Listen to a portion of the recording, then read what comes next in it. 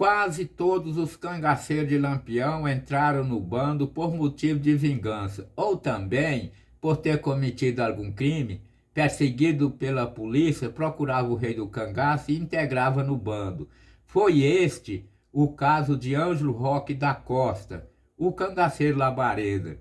Sofrendo fortes perseguições policiais por ter matado um soldado que abusou sexualmente de sua irmã de 15 anos, quis ser cangaceiro de Lampião.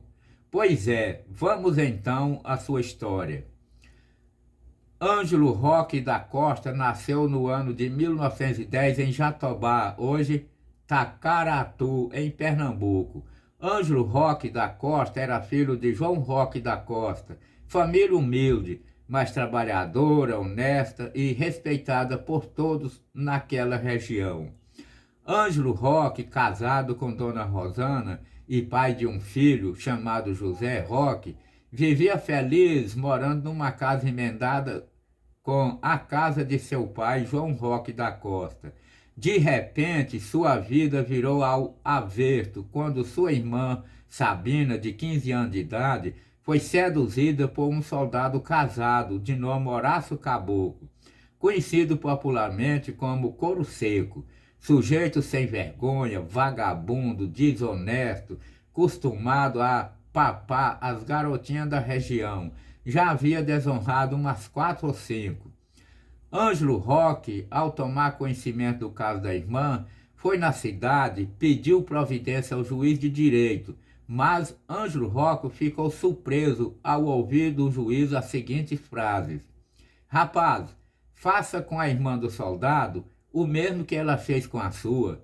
Ângelo Roque, decepcionado com a atitude do homem da lei, replicou: "Então, doutor, sendo assim, sou obrigado a fazer justiça com minhas próprias mãos." Deu meia volta na sala e saiu. Sucedeu que o safado soldado mandou falar para Sabina que no dia seguinte iria lhe buscar. Horácio Caboclo era conhecido por Couro Seco de tão lerdo que era. Falou que ia buscar a garota e foi mesmo. Mas quem lhe esperava na porta era Ângelo Roque com uma espingarda e era bom na pontaria, dificilmente errava um tiro. Couro Seco, ao chegar na casa, entrou no chumbo da espingarda de Ângelo Roque, que só deu um estribunchado e partiu para o mundo dos mortos. André Caboclo, pai do soldado Couro Seco, jurou vingar a morte do filho. Sucedeu que no dia 5 de janeiro de 1928, numa festa de Santo Reis em Santo Antônio da Glória, André Caboclo pega Ângelo Roque na traição e lhe enfia a faca nas costas. Mas Ângelo Roque se escapou e logo ficou bom do ferimento.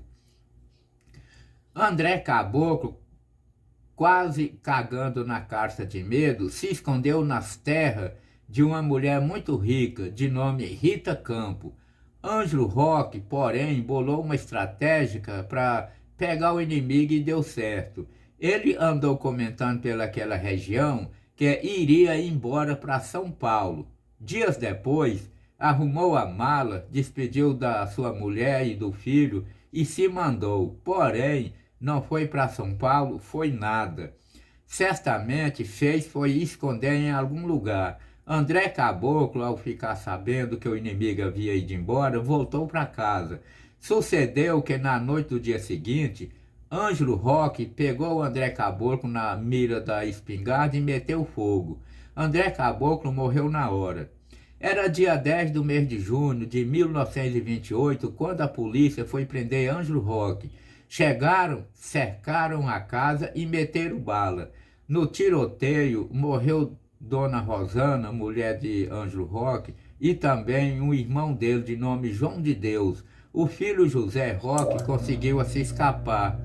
A casa dos Roque foi incendiada pelos policiais. Queimaram também uma casa de farinha ao lado. O curral e o chiqueiro de bode também foram queimados. Ângelo Roque escapou do tiroteio e fugiu para a Bahia. Em Jeremoabo, Ângelo Roque ficou sob a proteção do coronel João de Sá. chefe político de grande influência na região e muito amigo também de seu pai. O coronel mandou levar Ângelo Roque para sua fazenda de nome Arapuá, abaixo do Raso da Catarina. Lá, Ângelo Roque caçava gato do mato e vendia o couro, pois naquela época o couro desse bicho tinha um grande valor e era muito procurado. Ângelo Roque soube que seu pai havia sido preso. A história do cangaço não fala se ele foi torturado pela polícia para dizer por onde o filho andava, mas uma volante comandada pelo capitão Arthur Coites, que estava em seu encalço, chegou no território baiano. No Raso da Catarina, Ângelo Roque, unido com gente de seu Faustino, pai de Alvoredo, organizaram uma emboscada e meteram bala nos policiais. Em meio ao tiroteio, morreu o sargento Anacleto, filho do capitão Arthur. Uma outra volante, no comando do cabo Gramacho, no arraial de São José, pegou seu Agostinho, tio de Ângelo Roque, e lhe meteu o cacete, quebrou o pobre homem todinho no pau para contar onde o sobrinho escondia. Não demorou muito, o cabo foi encontrado morto com um balaço no peito, embaixo de uma árvore, num lugar chamado Lagoa do Junco. O corpo do cabo já estava fedendo. Nesse tempo, Ângelo Roque já usava uma arma mais possante. Tinha comprado um rifle Papa Amarelo calibre 44 e havia abandonado a espingarda. Lampião, o rei do cangaço, acompanhado de Curisco, Volta Seca, Ezequiel, Luiz Pedro, Virgínio, Zé Fortaleza e Arvoredo, se encontrava na fazenda Arrastapé. Lampião conversa com o amigo fazendeiro, certamente tratando-se de negócio.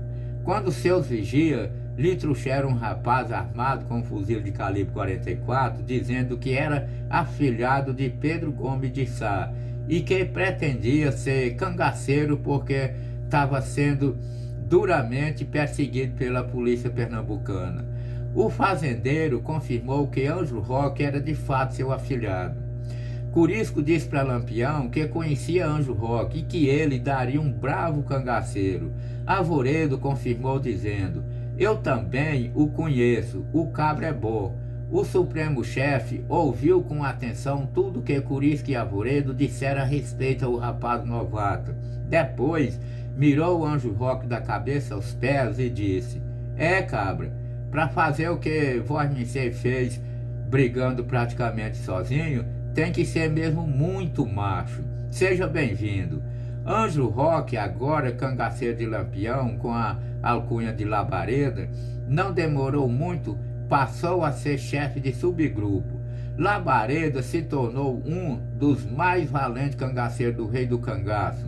Com 15 homens no seu comando, atuava na divisa de Bahia com Sergipe, uma das regiões mais perigosas do mundo cangaceiro no sertão nordestino. Depois da morte de Lampião pela polícia, na manhã de 28 de julho de 1938, na Grota do Angica, em Sergipe, Labareda continuou no cangaço, ainda por quase 2 anos.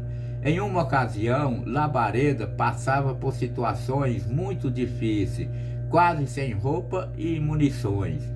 Então procurou Curisco. Curisco e Dadá lhes ajudaram no que puderam. Labareda ficou com eles alguns dias, depois se despediu e foi embora.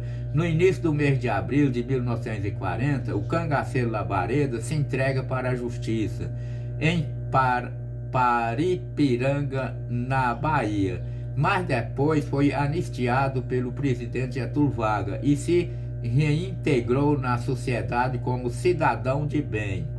E viveu o resto de sua vida sem cometer nenhum tipo de delito.